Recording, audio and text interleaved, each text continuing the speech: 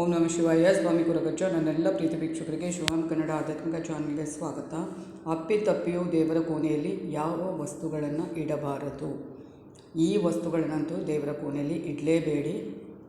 ಏನು ಸೋಲು ಕಟ್ಟಿಟ್ಟ ಬುದ್ಧಿ ಅಂತಲೇ ಹೇಳಬಹುದು. ಯಾವ ವಸ್ತುಗಳನ್ನ ಇಡಬಾರ್ದು ಅದ್ರ ಬಗ್ಗೆ ಮಾಹಿತಿ ಕೊಡ್ತೀನಿ. ಅದಕ್ಕಿಂತ ಮುಂಚೆ ಏನು ಮಾಡಬೇಕು, ನನ್ನ ಚಾನಲನ್ನು ತುಂಬ ಮಂದಿ ನೋಡ್ತೀರಿ, ಸಬ್ಸ್ಕ್ರೈಬ್ ಮಾಡೋದನ್ನು ಮರೀತೀರಿ. ಸಬ್ಸ್ಕ್ರೈಬ್ ಮಾಡಿ, ಹಾಗೆಯೇ ಸಬ್ಸ್ಕ್ರಿಪ್ಷನ್ಸ್ ಫ್ರೀ ಆಗಿರುತ್ತೆ. ಆದಷ್ಟು ಲೈಕ್ ಮಾಡಿ, ಆದಷ್ಟು ಶೇರ್ ಮಾಡಿ. ಇಂಥ ಉಪಯುಕ್ತ ಮಾಹಿತಿಯನ್ನು ಶೇರ್ ಮಾಡ್ತಾ ಇರಿ. ಹಾಗೆಯೇ ನಿಮ್ಮ ಏನೇ ವೈಯಕ್ತಿಕ ಸಮಸ್ಯೆ ಇದೆ ಮುಕ್ತವಾಗಿ ಕಮೆಂಟ್ ಬಾಕ್ಸಲ್ಲಿ ಕಮೆಂಟ್ ಹಾಕಿ. ರಾಶಿ ನಕ್ಷತ್ರದ ಜೊತೆಗೆ ಒಂದು ವೇಳೆ ರಾಶಿ ನಕ್ಷತ್ರ ಗೊತ್ತಿಲ್ಲ ಅಂದರೆ ಪರವಾಗಿಲ್ಲ, ಡೇಟ್ ಆಫ್ ಬರ್ತ್ ನಮೂದಿಸಿ. ಖಂಡಿತವಾಗಲೂ ರಾಶಿ ನಕ್ಷತ್ರವನ್ನು ಗುರುತಿಸಿ ಅದಕ್ಕೆ ತಕ್ಕ ಸೂಕ್ತ ಸುಲಭ ಪರಿಹಾರವನ್ನು ನಾನು ಅಲ್ಲೇ ಸೂಚಿಸ್ತೇನೆ. ಹಾಗೆಯೇ ಡೇಟ್ ಆಫ್ ಬರ್ತ್ ಅಥವಾ ರಾಶಿ ನಕ್ಷತ್ರವನ್ನು ಬರೀ ತಿಳಿಸಿದರೆ ಆಗಲಿಕ್ಕಿಲ್ಲ. ಖಂಡಿತವಾಗ್ಲೂ ನಿಮ್ಮ ಸಮಸ್ಯೆ ಏನು ಅಂತ ಒಂದು ಲೈನಲ್ಲಿ ಅದು ಬರೆದು ಕರೆಕ್ಟಾಗಿ ನನಗೆ ಕಳಿಸಿದ್ರೆ ಖಂಡಿತವಾಗ್ಲೂ ಉತ್ತರಿಸ್ತೇನೆ. ಹಾಗೆಯೇ ಸಬ್ಸ್ಕ್ರೈಬ್ ಅಂತ ಗೊತ್ತಾಗ ಸೈಡಲ್ಲಿ ಬೆಲ್ ಐಕಾನ್ ಇರ್ತದೆ, ಪ್ರೆಸ್ ಮಾಡಿ ಆಲ್ ಅಂತ ಬರುತ್ತೆ, ಅದನ್ನು ಪ್ರೆಸ್ ಮಾಡೋದನ್ನು ಮರಿಬೇಡಿ.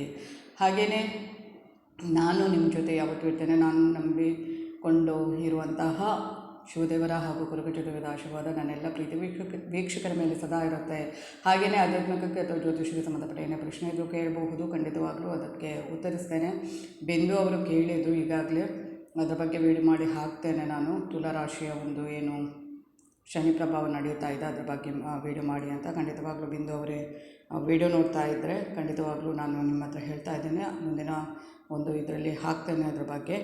ಹಾಗೆಯೇ ದೇವರ ಕೋಣೆ ಆ ಮನೆಯ 7 ಬೀಳುಗಳನ್ನು ಪ್ರತಿನಿಧಿಸುವಂಥದ್ದು. ದೇವರ ಕೋಣೆಯಲ್ಲಿ ನಾವಿಡುವ ಕೆಲವೊಂದು ವಸ್ತುಗಳು ಮನೆಗೆ ಶಾಂತಿಯನ್ನು, ಹಣಕಾಸಿನ ಲಾಭವನ್ನು, ಕುಟುಂಬದ ಸದಸ್ಯರಿಗೆ ಪ್ರಗತಿಯ ದಾರಿದೀಪವಾದರೆ ಇನ್ನು ಕೆಲವೊಂದು ವಸ್ತುಗಳು ಆರ್ಥಿಕ ನಷ್ಟವನ್ನು, ಒತ್ತಡವನ್ನು ಉಂಟು ಮಾಡುತ್ತೆ. ದೇವರ ಕೋಣೆಯಲ್ಲಿ ನಾವು ಯಾವೆಲ್ಲ ವಸ್ತುಗಳನ್ನು ಇಡಬಾರ್ದು, ಯಾಕೆ ಇಡಬಾರ್ದು? ಹಾಗೆಯೇ ಪೂಜೆಯ ಮನೆ ಅಥವಾ ದೇವರ ಕೋಣೆಯನ್ನು ಒಂದು ಮನೆಯ ಮುಖ್ಯ ಅಂಗ ಅಂತ ಪರಿಗಣಿಸಲಾಗುತ್ತೆ.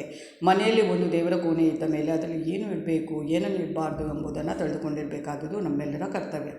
ಯಾವ ವಸ್ತುಗಳನ್ನು ದೇವರ ಕೋಣೆಯಲ್ಲಿ ಇಟ್ಟುಕೊಳ್ಬಾರ್ದು ಅಂತ ಶಾಸ್ತ್ರದಲ್ಲಿ ಅಥವಾ ಧರ್ಮಗ್ರಂಥಗಳಲ್ಲಿ ಉಲ್ಲೇಖಿಸಲಾಗಿದೆಯೋ ಅವುಗಳನ್ನು ಇಟ್ಟುಕೊಳ್ಳುವುದರಿಂದ ಮನೆಯಲ್ಲಿ ಜಗಳಗಳಿಂದ ಅಶಾಂತಿ ಉಂಟಾಗುತ್ತೆ, ಮಾನಸಿಕ ಒತ್ತಡ ಅಥವಾ ಆರ್ಥಿಕ ಪ್ರಗತಿಗೆ ಕಂಟಕವಾಗುವುದು. ದೇವರ ಕೋಣೆಯಲ್ಲಿ ಯಾವೆಲ್ಲ ವಸ್ತುಗಳನ್ನು ಇಟ್ಟುಕೊಳ್ಳಲೇಬಾರದು? ಒಂದಕ್ಕಿಂತ ಹೆಚ್ಚು ಶಂಖಗಳನ್ನು ದೇವರ ಕೋಣೆಯಲ್ಲಿ ಇಡಬಾರ್ದು ಅಂತ ಹೇಳಲಾಗುತ್ತೆ. ಹಲವಾರು ಶಂಖಗಳನ್ನು ದೇವರ ಕೋಣೆಯಲ್ಲಿ ಇಟ್ಟುಕೊಳ್ಳುವುದನ್ನು ಅಶುಭ ಅಂತ ಪರಿಗಣಿಸಲಾಗುತ್ತೆ. ಒಂದಕ್ಕಿಂತ ಅಧಿಕ ಶಂಖವನ್ನು ಮಾತ್ರವಲ್ಲ, ಮುರಿದು ಹೋದ ಶಂಖ ಕೂಡ ನೀವು ದೇವರ ಕೋಣೆಯಲ್ಲಿ ಇಡಲಿಕ್ಕೆ ಹೋಗಬೇಡಿ. ನಿಮ್ಮ ಮನೆಯಲ್ಲಿ ಮುರಿದ ಶಂಖ ಏನಾದರೂ ಇದ್ದರೆ ಅಥವಾ ಒಂದಕ್ಕಿಂತ ಹೆಚ್ಚು ಶಂಖ ಇದ್ದರೆ ಅದನ್ನು ತೆಗೆದು ಪವಿತ್ರ ನದಿಯಲ್ಲಿ ತೇಲಿಬಿಡಿ.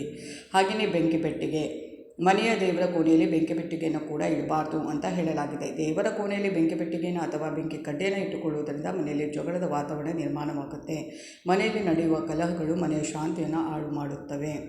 ಹಾಗೆಯೇ ಒಡೆದ ವಿಗ್ರಹ ಅಥವಾ ಫೋಟೋ, ನಿಮ್ಮ ಮನೆಯ ದೇವರ ಕೋಣೆಯಲ್ಲಿ ಒಡೆದ ವಿಗ್ರಹ ಅಥವಾ ಫೋಟೋವನ್ನು ಇಟ್ಟುಕೊಂಡಿದ್ದರೆ ತಕ್ಷಣ ಅದನ್ನು ದೇವರ ಕೋಣೆಯಿಂದ ತೆಗೆದುಹಾಕಿ. ಇದನ್ನು ಮಂಗಳಕರ ಅಂತ ಪರಿಗಣಿಸಲಾಗುವುದಿಲ್ಲ. ಇದರೊಂದಿಗೆ ಒಂದಕ್ಕಿಂತ ಹೆಚ್ಚು ವಿಗ್ರಹಗಳನ್ನು ಇಡಬಾರದು. ಒಂದೇ ದೇವರ ಒಂದಕ್ಕಿಂತ ಹೆಚ್ಚು ವಿಗ್ರಹಗಳನ್ನು ಇಟ್ಟುಕೊಳ್ಳುವುದರಿಂದ ಮಾಡುವ ಕೆಲಸ ಕೆಡುತ್ತೆ. ಇದಲ್ಲದೆ ಹೆಬ್ಬೆರಳಿನ ಗಾತ್ರಕ್ಕಿಂತ ದೊಡ್ಡದಾದ ಶಿವಲಿಂಗವನ್ನು ಕೂಡ ಇಡಬಾರದು. ಇದರಿಂದ ಮನೆಯಲ್ಲಿ ನಕಾರಾತ್ಮಕ ಶಕ್ತಿ ನೆಲೆಸುತ್ತೆ. ಗಣೇಶ, ಶಿವ, ವಿಷ್ಣು, ದುರ್ಗಾ ಮತ್ತು ಸೂರ್ಯ ಈ ಪಂಚದೇವರ ವಿಗ್ರಹಗಳನ್ನು ದೇವರ ಕೋಣೆಯಲ್ಲಿ ಇಡಬಹುದು. ಹಾಗೆಯೇ ಉಗ್ರ ರೂಪದ ಫೋಟೋ, ಉಗ್ರ ಅಥವಾ ಕೋಪದಲ್ಲಿರುವ ಯಾವುದೇ ದೇವರು ಅಥವಾ ದೇವತೆಯ ಚಿತ್ರವನ್ನು ಮನೆ ಅಥವಾ ದೇವರ ಕೋಣೆಯಲ್ಲಿ ಇಡಬಾರ್ದು. ಅದನ್ನು ಅಶುಭ ಅಂತ ಪರಿಗಣಿಸಲಾಗಿದೆ. ಉದಾಹರಣೆಗೆ ಕಾಳಿದೇವಿಯ ಉಗ್ರ ರೂಪ ಆಗಿರ್ಬೋದು, ಹನುಮಂತನ ಉಗ್ರ ರೂಪ ಅಥವಾ ನಟರಾಜನ ವಿಗ್ರಹ ಇದ್ದರೆ ಅದನ್ನು ತೆಗೆದುಹಾಕಿ. ಪ್ರತಿಯೊಬ್ಬರು ಸೌಮ್ಯ ರೂಪದ ವಿಗ್ರಹ ಅಥವಾ ಫೋಟೋವನ್ನು ಮನೆಯಲ್ಲಿ ಇಟ್ಟುಕೊಳ್ಳುವುದು ಒಳ್ಳೆಯದು. ಹಾಗೆಯೇ ಸ್ವಚ್ಛತೆ, ಹಾಳಾದ ಅಥವಾ ಒಣಗಿದ ಹೂಗಳನ್ನು, ಹಾರಗಳನ್ನು ಅಥವಾ ನಿರುಪಯುಕ್ತ ಪೂಜಾ ಸಾಮಗ್ರಿಗಳನ್ನು ದೇವರ ಕೋಣೆಯಲ್ಲಿ ಇಟ್ಟುಕೊಳ್ಳಲೇಬಾರದು. ಇಂತಹ ವಸ್ತುಗಳನ್ನು ಮನೆಯ ದೇವರ ಕೋಣೆಯಲ್ಲಿ ಇಟ್ಟುಕೊಳ್ಳುವುದರಿಂದ ಮನೆಯಲ್ಲಿ ನಕಾರಾತ್ಮಕ ಶಕ್ತಿ ಉಂಟಾಗುತ್ತೆ. ಹಾಗಾಗಿ ತಕ್ಷಣ ಇಂಥ ವಸ್ತುಗಳನ್ನು ಮನೆಯಿಂದ ಹೊರಹಾಕಿದರೆ ಒಳ್ಳೆಯದು. ವಾಸ್ತುಶಾಸ್ತ್ರದ ಪ್ರಕಾರ ಮನೆಯಲ್ಲಿರುವ ದೇವರ ಕೋಣೆಯಲ್ಲಿ ಚಾಕು ಆಗಿರ್ಬೋದು, ಕತ್ತರಿ ಮುಂತಾದ ಯಾವುದೇ ರೀತಿಯ ಹರಿತವಾದ ವಸ್ತುಗಳನ್ನು ಇಡಬೇಡಿ. ಹಾಗೂ ಅರ್ಥವೇ ನೀಡಿದ ಪುಸ್ತಕಗಳಾಗಿರ್ಬೋದು, ಕೊಲೆ ಮುಂತಾದ ಕೆಟ್ಟ ಚಟಗಳಿಗೆ ಸಂಬಂಧಿಸಿದ ಪುಸ್ತಕಗಳನ್ನು ಕೂಡ ಮನೆಯ ದೇವರ ಕೋಣೆಯಲ್ಲಿ ಇಟ್ಟುಕೊಳ್ಳಲಿಕ್ಕೆ ಹೋಗಬೇಡಿ. ಅಪ್ಪಿತಪ್ಪಿ ಕೂಡ ಇಟ್ಕೊಳ್ಬೇಡಿ. ಹಾಗೆಯೇ ಪಿತೃಗಳ ಫೋಟೋವನ್ನು ಕೂಡ ನೀವು ದೇವರ ಕೋಣೆಯಲ್ಲಿ ಇಟ್ಟುಕೊಳ್ಬೇಡಿ. ನೀವು ದೇವರು ದೇವತೆಗಳ ಫೋಟೋ ಅಥವಾ ವಿಗ್ರಹದ ಜೊತೆಗೆ ನಿಮ್ಮ ಪೂರ್ವಜರು ಅಥವಾ ಪಿತೃಗಳ ಚಿತ್ರಗಳನ್ನು ಇಟ್ಟುಕೊಂಡಿದ್ದರೆ ಈ ದೇವರು ದೇವತೆಗಳು ಕೋಪಗೊಳ್ಳಬಹುದು ಮತ್ತು ಅವರ ಕೋಪ ಮನೆಯಲ್ಲಿ ಅಶಾಂತಿಯನ್ನು ಉಂಟು ಮಾಡಬಹುದು. ಅದಕ್ಕೆ ಆ ಒಂದು ತಪ್ಪನ್ನು, ಇಷ್ಟೆಲ್ಲ ತಪ್ಪುಗಳನ್ನು ನೀವು ಮಾಡಲಿಕ್ಕೆ ಹೋಗಬೇಡಿ. ನಾನು ಏನು ಹೇಳ್ತಾ ಇದ್ದೇನೆ ಖಂಡಿತವಾಗ್ಲೂ ಅದು ನಿಜ ಕೂಡ. ಹಾಗೆಯೇ ಮೃದುವಾದ ವಿಗ್ರಹ ಆಗಿರ್ಬೋದು ಅಥವಾ ಹೂ ಆಗಿರ್ಬೋದು, ದೇವರಿಗೆ ಸಂಬಂಧಿಸಿದ ಯಾವುದೇ ಹಳೆ ಫೋಟೋ ಆಗಿರ್ಬೋದು ಅದನ್ನು ಎಲ್ಲೆಲ್ಲಿ ಬಿಸಾಡುವುದಲ್ಲ, ಹರಿಯುವ ನೀರಿನಲ್ಲಿ ಬಿಟ್ಟು ಬಿಡಿ. ಯಾವುದೇ ದೇವರಿಗೆ ಸಂಬಂಧಿಸಿದ ಯಾವುದೇ ವಸ್ತು ಆಗಿರ್ಬೋದು, ಒಣಗಿದ ಹೂ ಕೂಡ ಆಗಿರ್ಬೋದು, ಎಲ್ಲೆಲ್ಲಿ ಬಿಸಾಡೋದಲ್ಲ.